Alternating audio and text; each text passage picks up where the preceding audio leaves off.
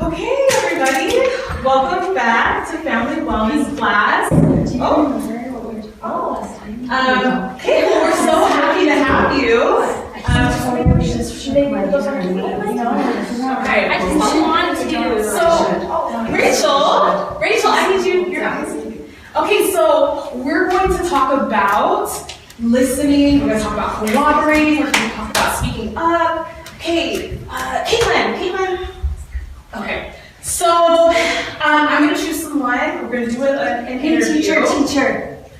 I have something I want to tell you. Okay, go ahead. So, earlier today, guess what I had for lunch?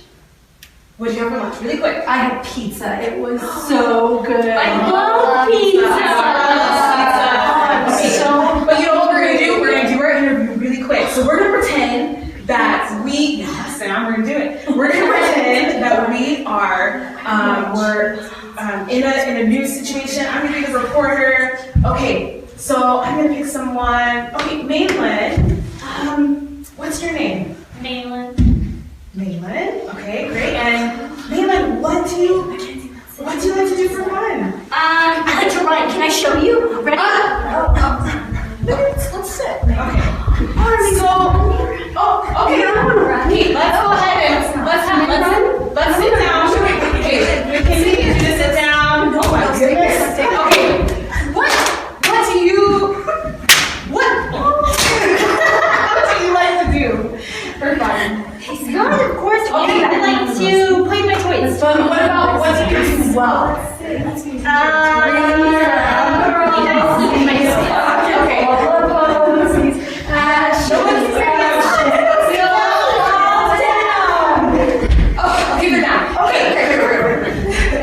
So we got to be somebody. Go ahead, Stephanie. Okay. Sam, let's drop the marker. Can I take that? After right now, it's my turn. Can we sit? Yeah? Oh, let's not. There's no marker for me. It's great. Oh, okay. Okay. And it's easy.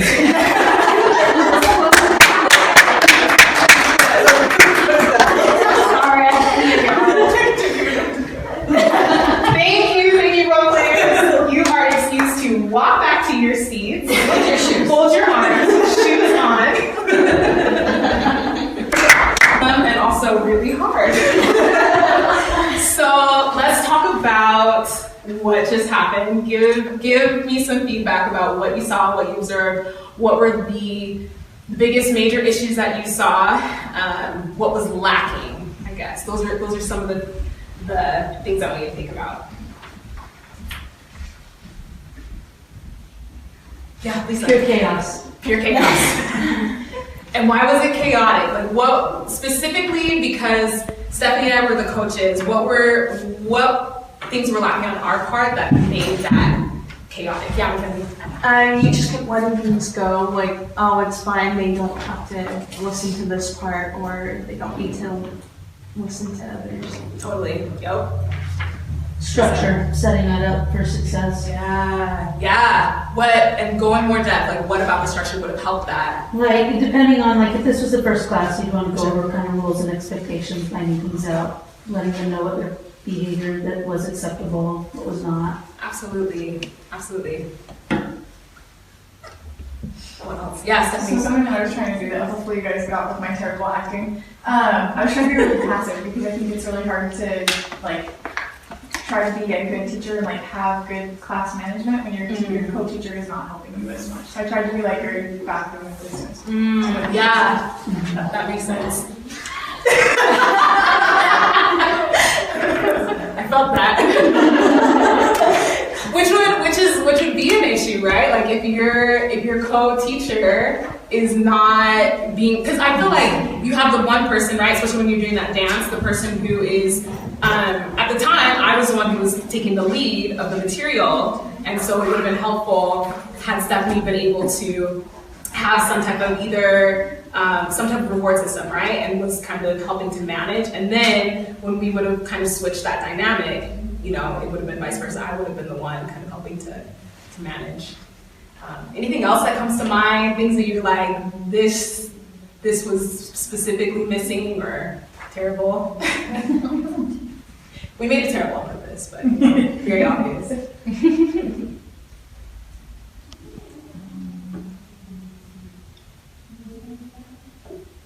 Or something, if something comes to mind of, if you've had a similar behaviors, what's something you've done to handle that behavior, or something you would have done had you been in our situation?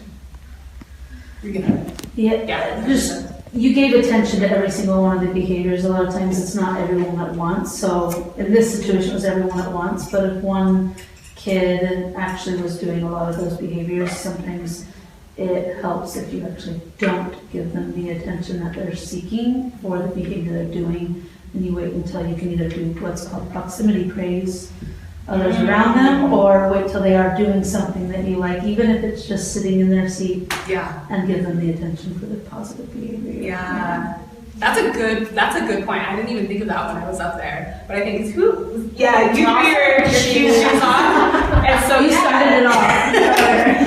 But I feel like there are a lot of kids normally in classes where they're the ones who set things off, right? And then everybody else is looking to see, can they get away with that behavior? And like you were saying, Lisa, like if the coaches give them that attention, then sometimes the other kids know, hey, we can do other behaviors as well. So yeah, good point. One thing that I personally sometimes have a hard time with is when they want to share personal information. Like Mackenzie was talking about the pizza, like how do you let them talk about what they want to talk about, but also like redirect it or cut it off because I already like let them share it, so then I have to like stop it.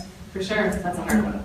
Anyone have any feedback? I'm all about community, so like I don't have all the answers. I have experiences because my background is education, and I know we have other educators in here as well. So I have I substitute a lot, so I see different classes. So I have some experiences with an array of children and situations, but really we're all teaching each other and giving feedback. So yeah, Rachel. Because we used to have people that would just say like random comments, so we started saying, if there's anything you want to say about your day, you can say it in the last 3 minutes of class. So that like kind of worked, but now they raise their hand and say, okay, does this have to do with the class? And they say yes, and then they still just say something that's off the wall. So it only worked for like a tiny bit of time. One thing, I like that idea of, hold it until the end of class. Another thing to add on to that you can do when they raise their hand, you can say, is it a question or a comment? And in classes and schools, they know that phrase, especially kindergartners, that's, because kindergartners, right, they're always raising their hand, and, they're like, you could be talking about, I don't know, something in the lesson has to do with the dog and the cat, and what are they going to do? Guess what? My dog's name is, and is it a question or a comment? Okay, then you gotta hold it. So, yeah, that could be an example.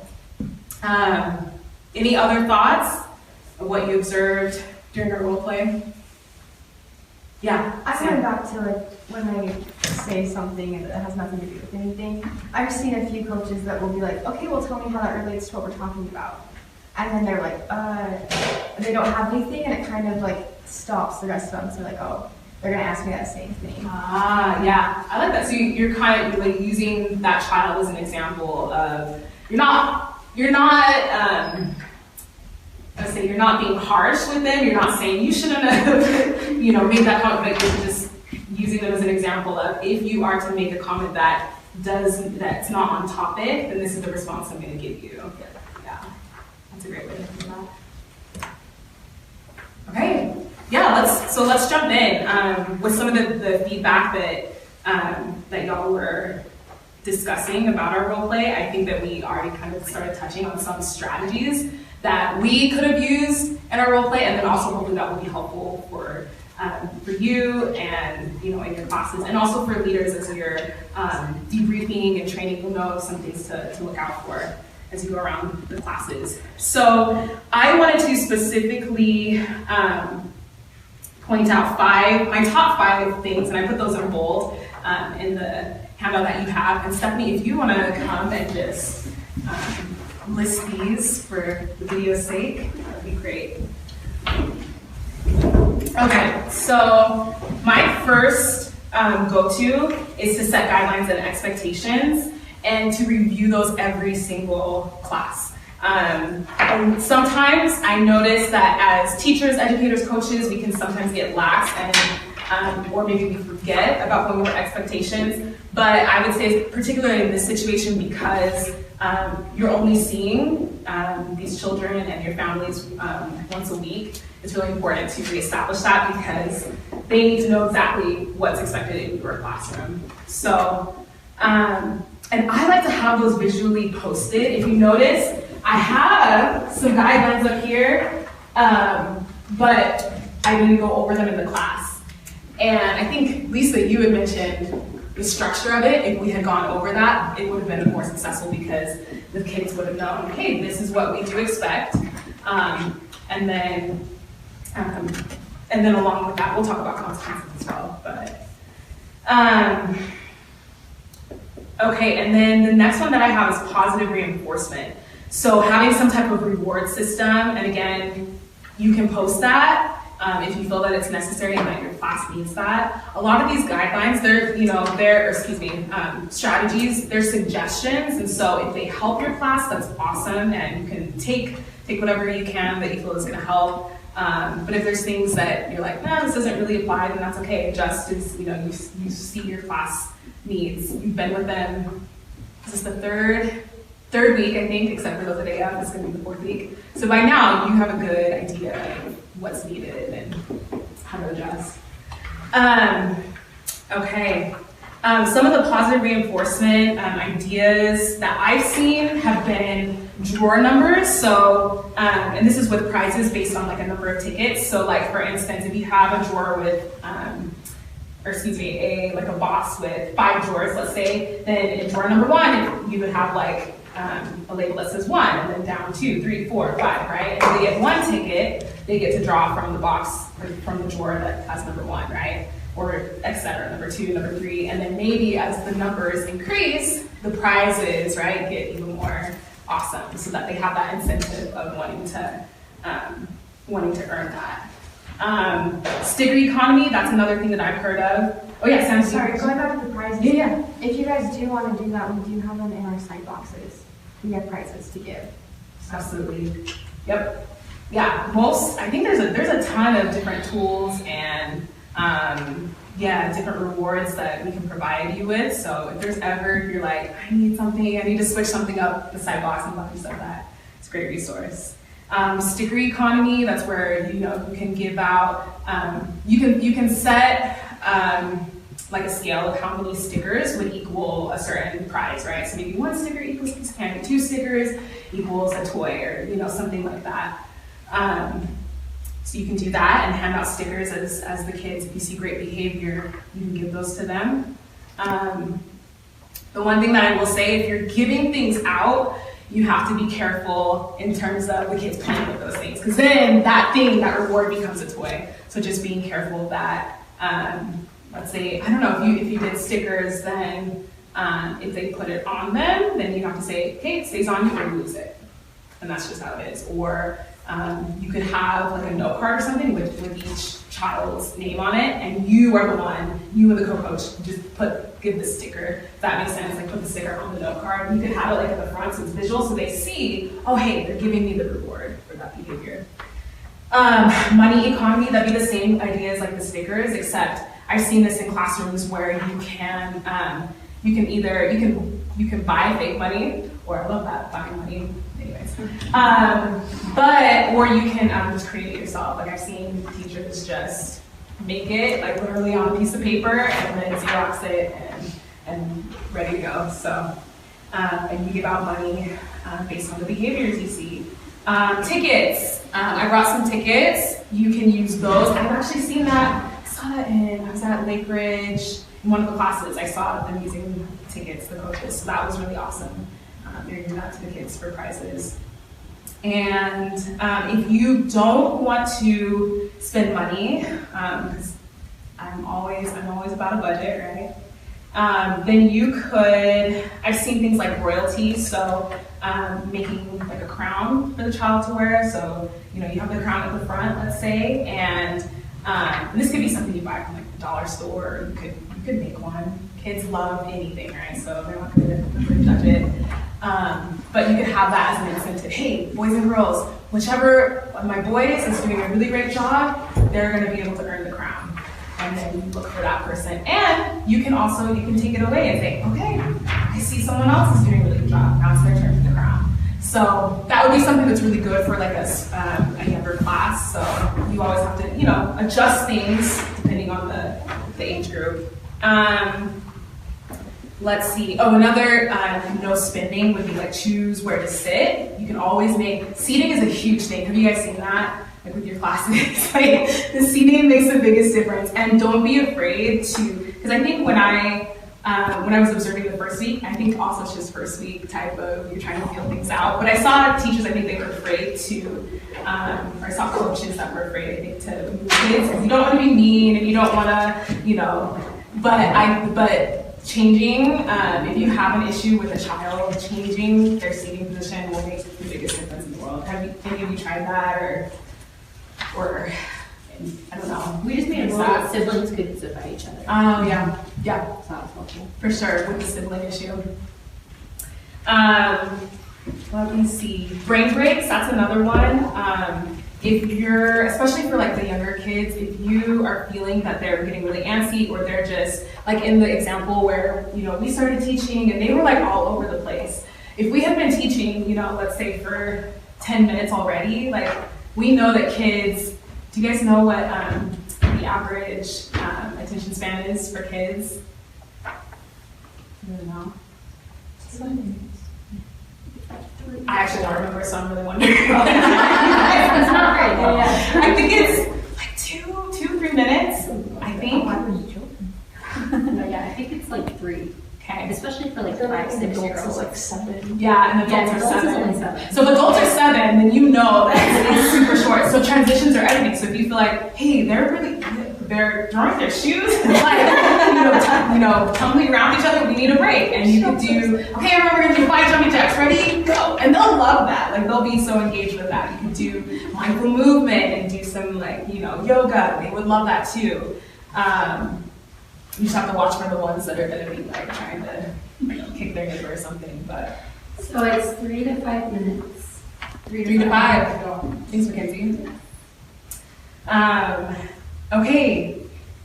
Team tallies, that's another thing you could do if you wanted to do like boys versus girls, or if you don't want to do it gender-based, you could set teams up. Are you going to do crocodiles versus alligators, or bears versus tigers, or something like that, and assign them a team, and then keep track. So, and I know as we're doing some of these things, you guys might already be implementing these. So if you think of something that you're trying that's working really well, let us know, because that would be really helpful for other coaches. Okay, the third thing that I have as a strategy that you should definitely use is praise. Praise goes a really, really, really long way. Even just letting the child know, I really love the way that you're sitting down in your crisscross applesauce. That's something I think we could have used, right? As coaches, we could have pointed out the good behavior that we saw, so that child is modeling that behavior for other children who aren't doing that behavior. And I think, Lisa, you had mentioned that as well, as using praise as a way to stop another behavior from happening. Because sometimes there's certain situations, right, where you need to call out and say, hey, McKinley, knock it off. We're done, But if she's just like, talking to her neighbor or something, you could, Rachel, I really love the way that you're sitting and you're quiet and your voice is like, thank you so much.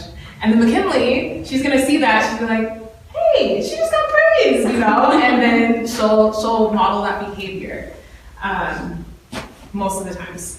Sometimes you have sometimes you have those children that's not the case, but we can talk about that in some scenarios later.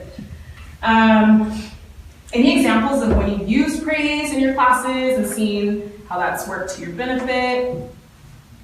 Yeah. I want to say thank you for raising your hand, and then everyone else will start raising their hand again. Yeah. Because you get to points where you won't just shout out answers, and then they forget to raise their hand. Yeah. So then just reminding them, oh sure, let's do it again. And you're in an older class, aren't you? Yeah, for Okay, 10, is it 10? it's like 9, 10, 9 11. to 9 to 11. That's right. Physical coaches now. Yeah, I've seen you, and you do such a great job. I've observed you guys, and I think you're really great at, like modeling the good behavior and being able to praise the kids that you like are doing a really good job. And I've seen that that's worked because they're really engaged, and kids really like when they see that there's lots of praise, they want to be engaged. So that's awesome. Okay, consequences. That's something I feel is definitely necessary because children really thrive off of structure, but then also knowing what's expected of them. And so if they know, okay, number one, we have to respect each other. Having eyes and ears on the coach voice is quiet. Number two is to raise your hand. Everyone, show me how to raise your hand. Oh, Layla raises her hand. Oh, awesome. Okay, got Caitlin. Awesome. Okay, and then we're also gonna have fun. All right. But guess what? If we don't, if we have a situation where you're continually not raising your hand, then guess what?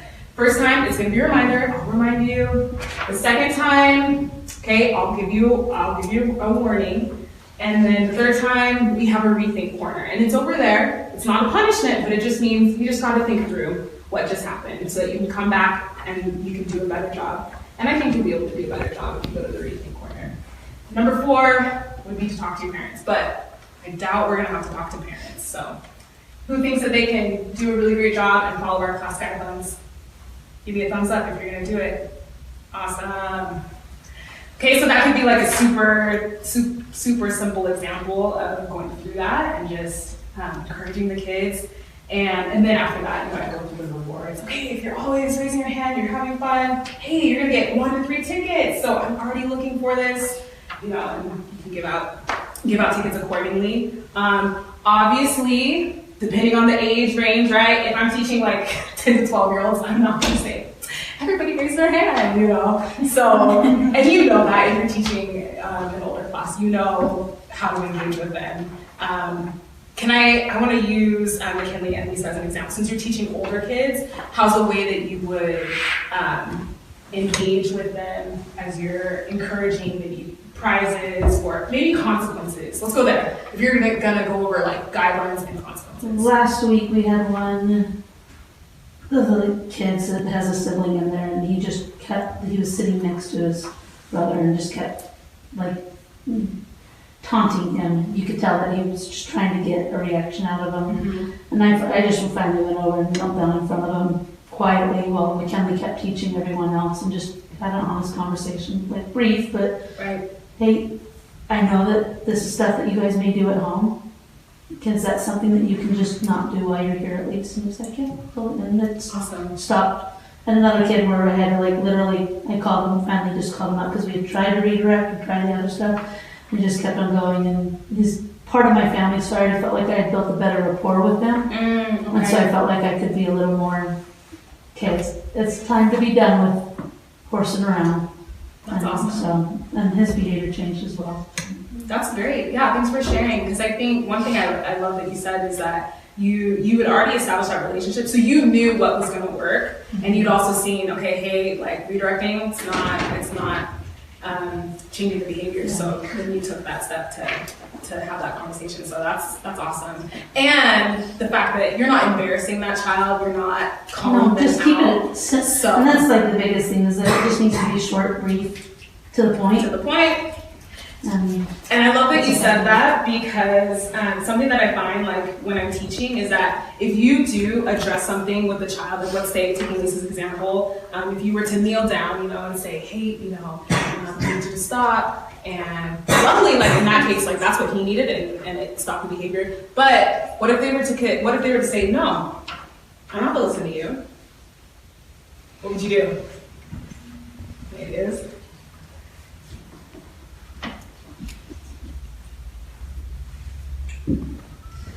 I'd go around to the hallway and have a long conversation with them, have him be part of setting up his consequences. Yeah. Have him play a role in what his expectation is, move his seat. And obviously that's something we'll be considering with all the siblings in our class anyways.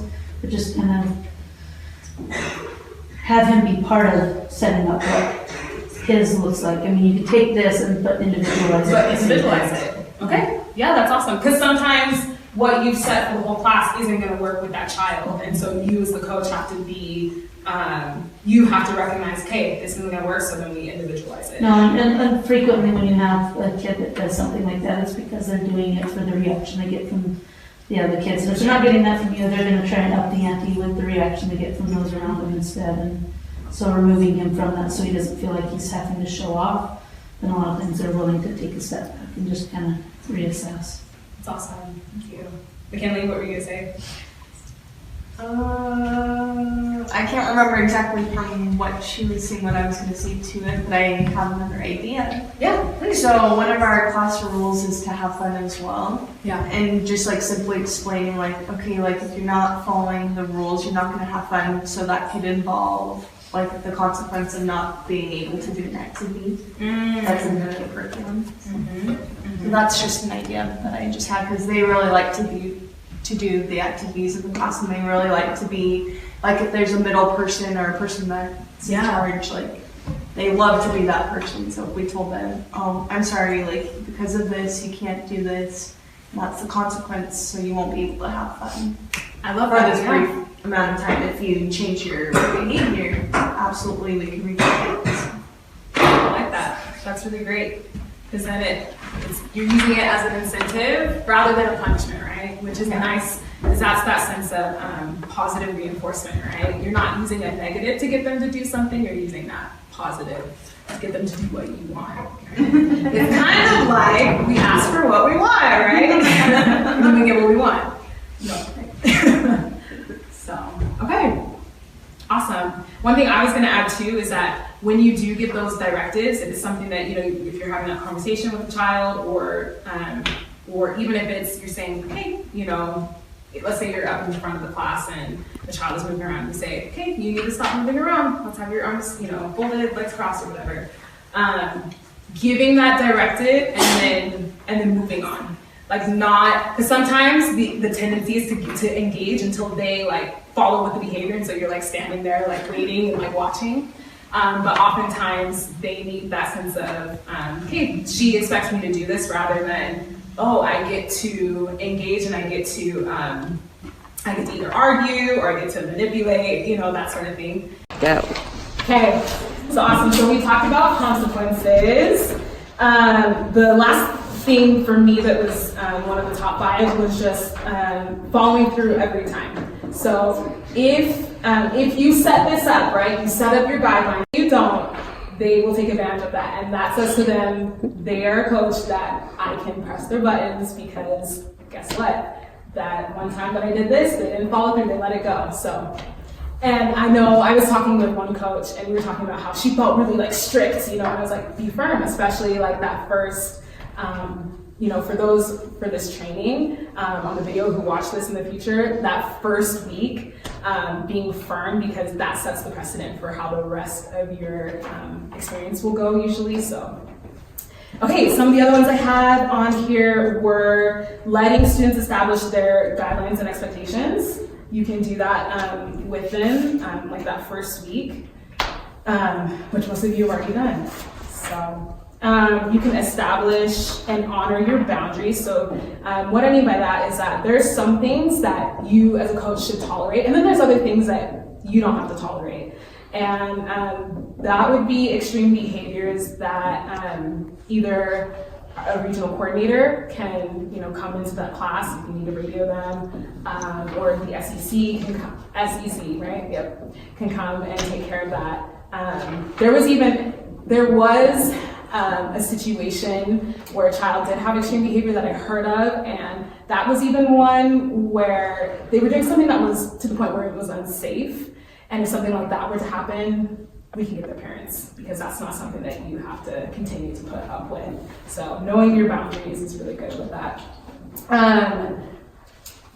Then another thing is making the guidelines and expectations visible and saying what the rewards and consequences if you have those posted. I think that's really good because that lets them know, okay, they can always see it. It's also really good for you as a coach because if they're not doing something, let's say you don't want to make it like a huge, you don't want to bring a lot of attention to it. Let's say someone is continually talking out, right? But they want to make a comment, then I would say, oh, number 2, you know, and then, okay, I have to raise my hand. So that's something that you can use. We talked about redirecting, which is a really great strategy to not have to bring attention to something, right? And just redirect and continue and go on. Using proximity. I love using proximity because kids, they respond to this so well. Because let's say, can I use you two as an example? Okay, so be doing something like, you know, together, like messing around. Okay, so you know what? We're gonna talk about listening, okay? And normally, like if I were to approach them right now, they're still going, but normally if I approach them and they're kids and they know that like the presence of a teacher, you know, is coming and an authoritative person, they're gonna stop, right?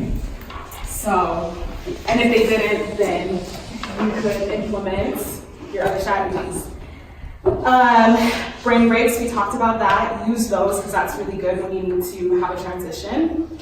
And it doesn't have to be long because I know that you have an hour, so you're trying to cover material. It's just saying, hey, maybe we need 2 minutes to just get some energy out. And I think the younger children's class use bathroom breaks, right, as kind of a way to transition, and you can see when the kids need that break. So that's really great.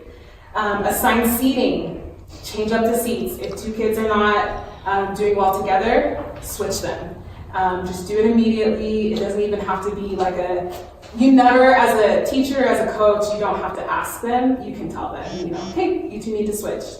So, and then the last thing that I had on here was just to ask for support when needed. That's a really great strategy. So like we talked about, if there's ever a situation where you're like, I don't know how to handle this, or the child isn't responding to these behavior management or classroom management skills that I've already, applied, then, radio a coordinator, or if they step in, if the coordinator comes into your room, then ask them to help with something, or but use that support. And I know as leaders, and admin, whenever we come, we're definitely here to support you. We come to your classes too, so. Do you have any other ideas of things that you guys have used or things that you would like to add to our awesome list? Thanks, Stephanie.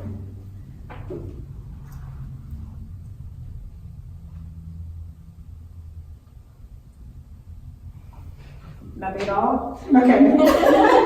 You guys are awesome coaches. I've seen a lot of classes in the last 3 weeks, and I've seen a lot of things. I'm like, they're doing so great with coaching, so. Okay. If anything comes to mind, let me know. Okay, so what I want to do is, let's bring back up our role players.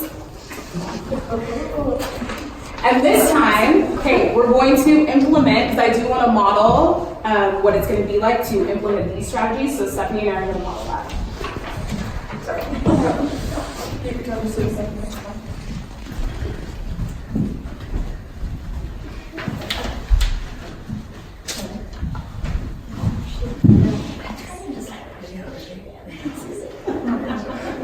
Okay guys, I know we've been doing a lot lately, so let's have everybody stand up. So we're going to do 6 jumping jacks. Ready? Count them out with me.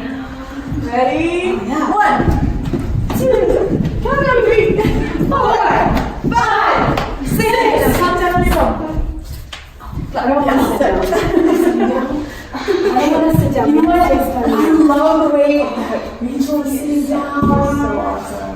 Okay, guys, so before we start, we're going to talk about our guidelines that we set with you guys last week, okay? So does anybody raise your hand and tell me what some of your guidelines were that we set? Anybody got some ideas? Hint, they're posted up there. Can you read it? Madeline, do you want to raise your hand and tell me what one of the guidelines is? What's one of the guidelines? Raise your hand. Good job! That's awesome! I love that. You know what? I also love the way that Caitlin, she is sitting crisscross applesauce. She's sitting in her seat. It's fine. Okay, Sam, let's come sit over here. Will you come here? Right over here, come sit by Mackenzie. I'll make a new friend today. Perfect, thank you. Awesome. Awesome. Okay. Don't start bugging me now. I'm gonna sit right by you. It's better. Okay. Can we let you guys sit next to you and Caitlin? Is that okay? Yeah. I want to be friends with you guys today. So something that we're gonna go over today is Teacher. Okay, what is it? Oh, what was it we said? I forgot. Question or comment? Yeah, is it a question or a comment? Probably a comment. Okay, so let's save it for the end, okay? Because we have some time that we can talk about. I'd love to hear your stories. Okay, will you go ahead? Let's talk about our first guideline again, okay? Sam, can you read it for me? Can you see it from up there? I guess you're fine. I can't really read it. Forgot that part. We can help you if you can. If you don't know any words. I can't. I don't know. B.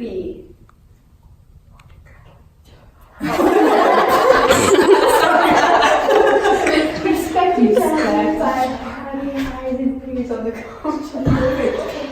That's awesome. Perfect. So we're gonna go and practice that today. And our third one is that we're gonna have fun. Will you guys have fun with us today? Yeah? I love how Rachel and Caitlin are sitting with their crisscross applesauce, being so respectful. Did you guys notice that we're handing something out to you? What is this? What does this look like? Tickets. Yeah. It's got a smiley face on It it. totally does. Bethany, what are our tickets for? Our tickets, you know what? I'm gonna show you. Okay, so if I can have these, please, children, to go ahead and scoop. Okay, Sam, I'm gonna scoop over. So I'm gonna go for you, okay? These tickets are for when? Oh, Sam, come right back here. Thank you. Okay, these tickets are for when you are sitting crisscross applesauce. It could be good. Look at that. That's awesome. Oh, but let's put those away. Okay. Can you set them just right down beside you? Okay. Let's put them in. So we're gonna. Oh, and then I need all eyes on me. Thank you so much. Okay, good job. We're gonna talk about how to be somebody because that is so important in your family. Who, by the raise of their hand, can tell me what's something you do well? Sam. Good job, working hands. Eat dinner. Cause chaos. Make sure you put your hand just like that. Ooh, causes chaos. I don't know. Can anyone else think of something that they do well? Eat dinner. Oh, you eat dinner. Yeah. That's with my mom important. and my dad. That's really important. Anybody else think about something ideas? Good job No, raising your hands. I Your can't hands are talk high. about We're gonna make sure to raise our hands down. Go ahead, Kinsey. I'm really good at math. I really like math. That's awesome. What do you like about math? What's your favorite thing about math? I really like that I can add 1 plus 1. That's really good. It's 2 by the way. Hey! Thanks for sharing. I love Thank You guys are awesome participators. Thank you. So if you can get enough of these tickets, there's prizes. So make sure to pay attention to how many you have. So the second part, that we're going to talk about today, Bailey, I'm going to walk right behind you, okay? Sorry. We're going to talk about to belong. So I need a volunteer. Whoever's sitting the quietest, with their arms crossed, knees crossed, hand. Well, I guess you probably can't cross. You can raise your hand, whatever it is. Rachel, will you come here and help me? Yeah. Okay. Stand here. You can kneel, sit, stand, whatever you'd like to do. Okay, perfect. So you're going to be part of an interview. Are you ready for that? Can I interview you? Yeah. And this is going to be your fake microphone. So I want you to talk nice and loud for everybody to hear because we want to learn a little bit about you, okay? Okay, so what's your name? Rachel. Perfect. Who do you live with? My mom. Okay, perfect. Sure, raise your hand. Let's listen to what Rachel has to say, okay? Awesome. And do you always get along with the people in your house? No. No. What do you do when those people, when you don't get along with those people? What do you do to make that better? I tell them to go away. Perfect. So what do you guys think are some other strategies if we're not getting along with our siblings? What do you guys do at your house? Make sure to raise your hand if you can answer. Mackenzie, that's I will tell my mom. Okay, perfect. What else? What do you guys think? I go lock myself in the bathroom. Okay, anybody else? I run away to grandma's. I think they're all great ideas. Maybe Bethany can tell us what we should do instead. You know what? Can you repeat the question? What's something that you so that we can all listen in here. Awesome. Okay, so Bethany's going to tell us, guys, what is something we could do if we're having troubles with our siblings, if we're not getting along with them. What's something constructive we could do? What is that? I like constructive. Good. Something good. So I like to tell my siblings what I'm feeling. So Let's make sure to listen to Bethany. She has great stuff for us. So I really like your. You know what? I really love the way that Rachel's listening. And guess what? If there's someone who's not listening in our class, can we show them the way that we listen?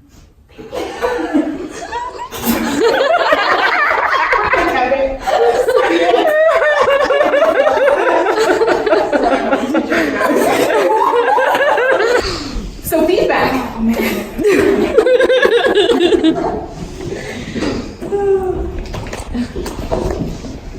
Okay, how did that one go? Let's talk about it. We'll talk about it for just 2 minutes. What did you guys see that was better that time around? The acting was great.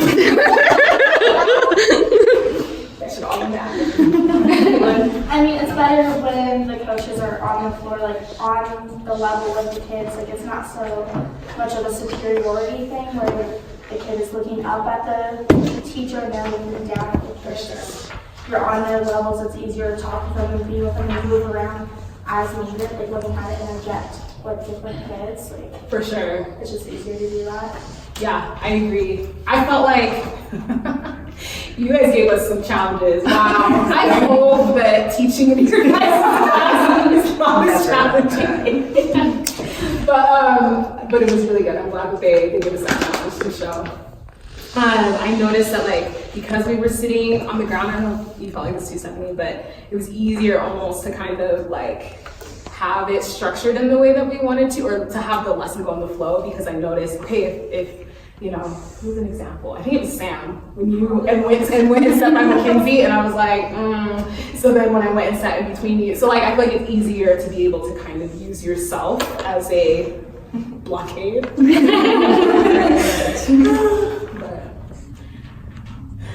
Any other observations?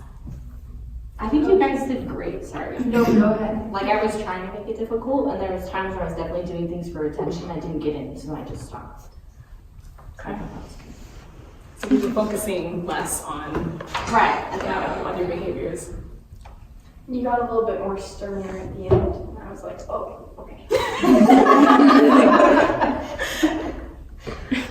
Couldn't tell if it was real or not.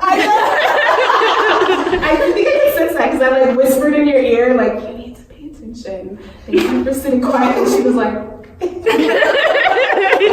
so it works even with adults. I thought you guys were in sync a lot more than the first time. I felt like that too, yeah. We were like, how do I get this child to behave? It definitely made it easier to cover more material. And that's the thing. That's why I think classroom management skills are so necessary. It's because it's a benefit for the teacher to be able to, for you guys to have a good experience and feel like, hey, I can be confident in this class and handle it. And I know exactly if we have a situation, we know how to take care of it, so we can give these kids the skills that we're really here for. That's what it's about. Okay, so I think that's really great feedback. So what I want us to do is, I want you guys, let me see. Oh, you know what? I forgot to say something really quick. So did I put resources on your handout? Okay, so for the recording's sake, I wanted to mention that there are tons of resources online. So if you're ever I've tried this thing, I've tried that thing in my class with, behaviors or with specific children, and it's not working. Google is such a great resource, Pinterest as well, especially for teachers. There's some other websites that I've included on there, classcraft.com, prodigygame.com, minds-in-bloom.com. Those are blog resources that you can use. Okay, so for the last, let me just check right here. Okay.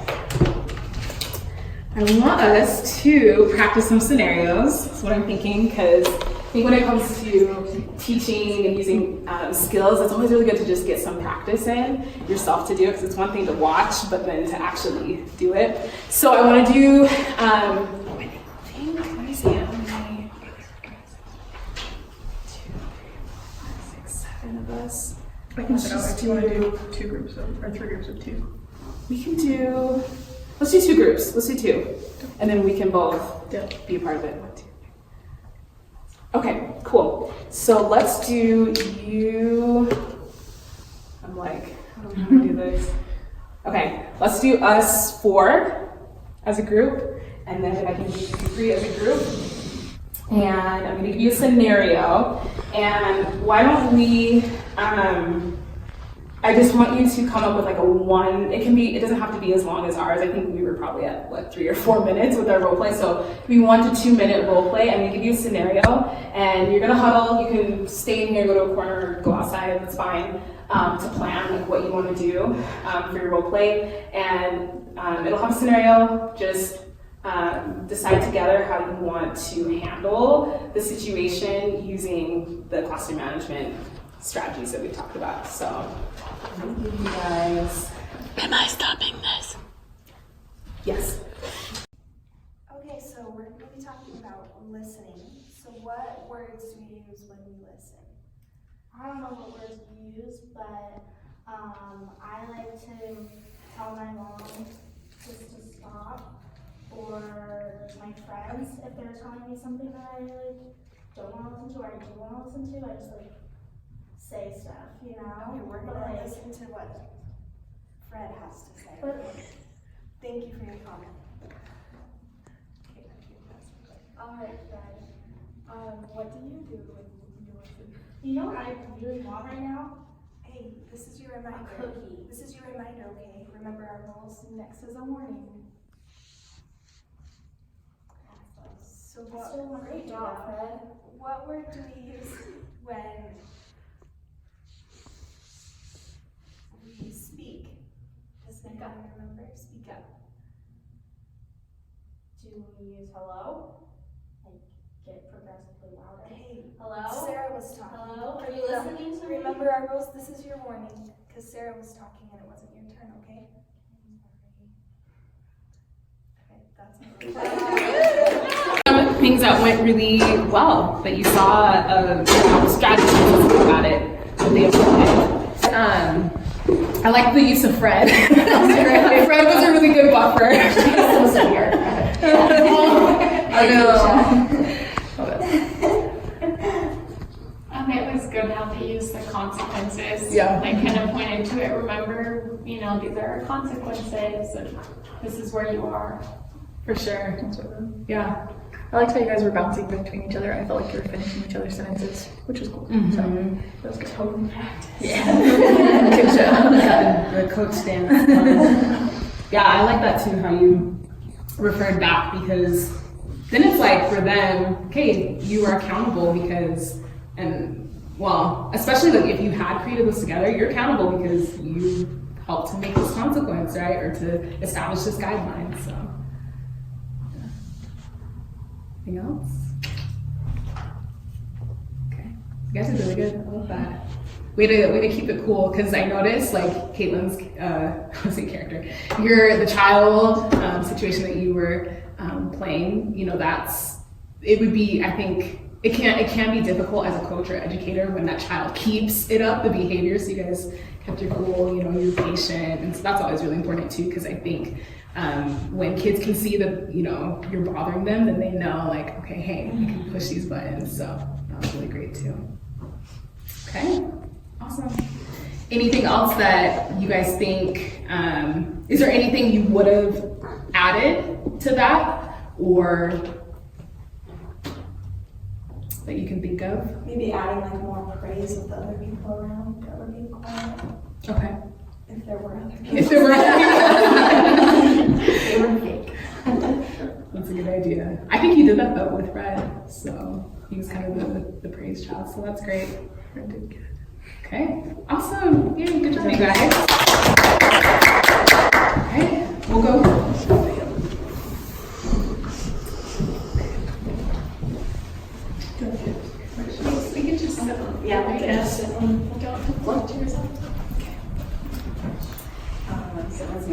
the angle toward the camera.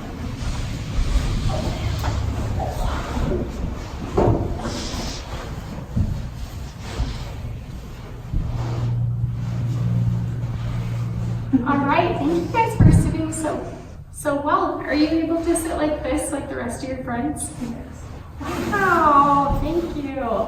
We're gonna give you guys another treat at the end of class for working so well. Thanks, I love treats. Thanks. Okay. No, I like treats more than her. She likes gross treats. I like the good treats. Do you like it, guys? I do. I really do. Class, Yeah, but Reese's Pieces. remember what's our one rule that we have? I don't know. I can't see. Number 2. It's right there on the yellow card. To raise your hand. Raise your hand. I'm sorry. Thank you. All right, does someone want to raise their hand and tell me if we listen with our ears or with our mouth? Listen with our ears. Okay, thank you. So Can you guys do this? Okay, we're listening with our ears. We're listening quietly. Great job. People don't listen to me though when I'm at school. I listen to them. Okay, I'm having a hard time. Did you raise your hand? Okay, Bethany. So I feel like when I'm at school, people don't really listen to me, but I am always doing that. Like I'm always listening to them. Okay. So is it your peer? So you're saying that they don't listen to you. Is it your peers or is it your teacher? I feel like the other kids listen to me, but sometimes my teacher just doesn't listen to me. I'll try and say things, and then she just doesn't call on me. When you raise your hand, does she listen to you? Yeah. Awesome. So when you listen to your teacher by raising your hand, you're effectively listening. Yeah, that's true. So I think as you continue to raise your hand, that's what she's recognizing. She's seeing that, okay, you're following the rules. That's probably a rule in your classroom at school or in that class. So as you do that, she can see that you're respecting her and what she's teaching in class. But what if you raise your hand and they don't actually call on you? Like now. I love that you raised your hand, but you blurted out, and so that could be a reason why that they're not listening to you, because sometimes you need to raise your hand and then they need to point to you or say, okay, you can talk. That makes sense? Do you guys have any questions about that? Bethany.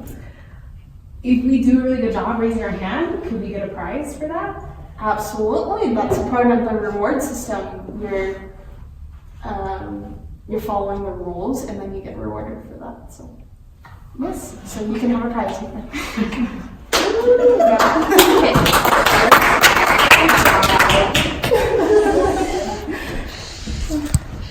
Okay, so give us some feedback. What were some things we did well?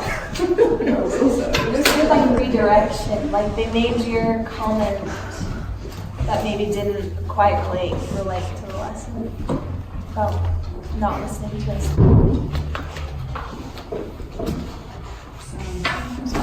Yeah, the redirection was A really good job at reiterating the rules and like going back and having them, understand what the rule is and understand like why kind of they're doing it, because like with the example of the teacher and like not listening, he's doing a really good job at explaining why our rules are in place and how they help. Yeah. That was something we talked about outside when we were because I think I raised what happened. Oh, I blurted out or something, but she was talking about listening, and so I said, "Oh, but I don't get listened to," and so what was your response, McKinley? I think I said like, "Oh, you like raised your hand, but then you blurted out." So I explained what you did, and then I asked like, "Why you did it, or why you're not being listened to at school?" If it's like. Yeah. And then kind of explained, like, it could be because of A, B, and C. So building those connections. That's great. Okay, anything that you saw that you think we could have added something, or, and also for us, we can answer that too. Anything that we would have done differently or added as a strategy. We could have talked more about what the reward system was, like for this example it was tickets, but we didn't. We were kind of jumping, so it was a little confusing. Turned into a lesson about listening and not about speak, listen, cooperate. Yeah. So. I thought it was great. Yeah. Okay. I think good job all around with the role plays, and I think we explored some great things and put it into practice, and I think I'm sitting here thinking like, it's easy to think, oh man, that didn't go the way I wanted, but like I feel like as any type of educator, we're all educators in this room, that after you have a lesson, like really give yourself a chance to look at what went really well, and if there is anything that didn't, go to how you planned, like don't beat yourself up about it, but just say, brainstorm, and debriefing is a really great time, right, to say, hey, this scenario happened, what else could I have done or added on to, but definitely give yourself praise for the way that the good things that you did do and the things you implemented. So good job, everybody. Okay. Any questions? Let me bring it over to the front.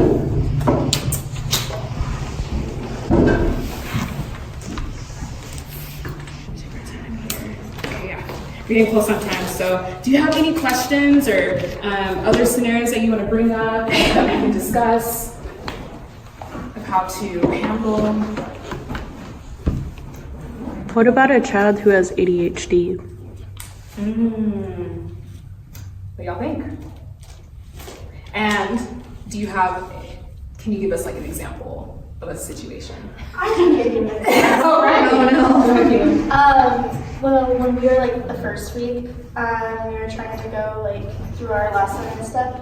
He was in the back of the class running laps back and forth, or he was messing with the chairs that we had in the class. He wouldn't settle down, obviously, and so as a result, the other kids are getting distracted because of it. They're saying like, oh, well, he's not listening, he's not doing this because he's in the back. And so there's like kind of in that situation, what do we do? We've adapted for that class now what to do, like taking him out. But if it's a situation or a scenario where you can't remove him from the class or place him elsewhere, like what would you want? Place him elsewhere, like saying like for like 10 minutes, 15 minutes? Like for our class, or for that class, he's now in a different class. So he's completely like a different age. Yeah. Oh, I see, okay. So, but if that child had remained with that same class, so he's been at the back, so that he's not a distraction, but the behavior is still continuing. Okay. Any ideas? I mean, we had come up with talking about like, we had 3 of us in the class as teachers, so one of us would always stay with him to keep him like settled down or sitting there trying to get him to pay as much attention as he can. Did that work? I don't know. I got everyone from coaching at that point. But I feel like that could have been. I don't think that really worked. Okay. The only thing that really worked was removing him, basically. But I think also, I don't think that anyone, like, I'm not trained to like deal with right, because that's a behavior, right? Yeah. That like our coaches may not be trained for. So I'm glad that you brought that situation up. I think that, and we are aware of certain children that either like they have an IEP at school, whether it's behavior related or else. Or anything else, where they need a certain accommodation, right? Or they need a way for whoever's working with them, whether that be an educator, a coach, an aide, they interact with that child in a certain way, and they know how that's supposed to go. So one thing that we've discussed when you do have kids like that, definitely, I think that the way that in which it was handled with what you could do was really good as far as like bringing that child like back to in the back of the class so they're not a distraction. I think the next step would be talking with a regional coordinator or leader on site and saying this is the issue. Let's get their parents involved so that we can ask them like what are some ways that your child, what are some needs that they have like in a classroom setting. And if the parents, hopefully the parents know some things because they know their child, but if they didn't, then that's when we would want to go to the next phase of like, okay, then is there an aide at school that we need to talk to see how that child, what accommodations they need in this classroom. But obviously that's something that's not up to you. That's something that admin and, you know, a regional coordinator could work on. So yeah. Are there any other ideas for how you would handle a scenario like that? Yeah, I know that trying to direct their energy is a good way, so like if they can do that by like talking or sharing something, that's probably more beneficial than running or I don't know what else, but also just try to have more games and see if that'll help. Mm-hmm. One thing I've seen in schools, going off of what you're saying, is sometimes with those children where like it's their attention that is all over the place, sometimes they do respond really well to like an incentive. So whether that's, okay, you know what, if you can sit here and be engaged and pay attention for 10 minutes, guess what, you'll earn 2 minutes outside to play a game. So you could do something like that where then you're removing them outside the class, so it's not a distraction to anybody else. And the thing with that is that you'd want to have the support of like, right, an SEC to help with that, or a regional coordinator, so that, you know, because 2 coaches need to be in the classroom at all times. But yeah. And often, like I've noticed with like other classes or people I've taught, like doing specific activities. So like if they need to color like the whole time that they're in there, or write something down, or take notes or something, that could be helpful too. Or if they need to do a puzzle, like a quiet activity, a mindful activity. Yep. And anything that you can think of that is interacting with their hands, but is something that's quiet, that works really well. So yeah, thanks for suggesting that. Okay. Any other scenarios or issues you've come across that you want to address right now? Okay, awesome. Thanks, guys, for being here and participating, and I hope that that's helpful. If you ever have any situations, an issue comes up, you know, of course, talk with your leadership. They're your go-tos. That's why they're there. And then if they need something beyond that, like if it's a situation with a child where it's just like, we just can't figure out what that child needs, then that's something that the leader will bring to admin, and then we'll go from there to figure out what we can do, because we definitely want this experience to always be really great for our interns and make sure that you're in a situation where you're successful in your class. So, okay, thank you.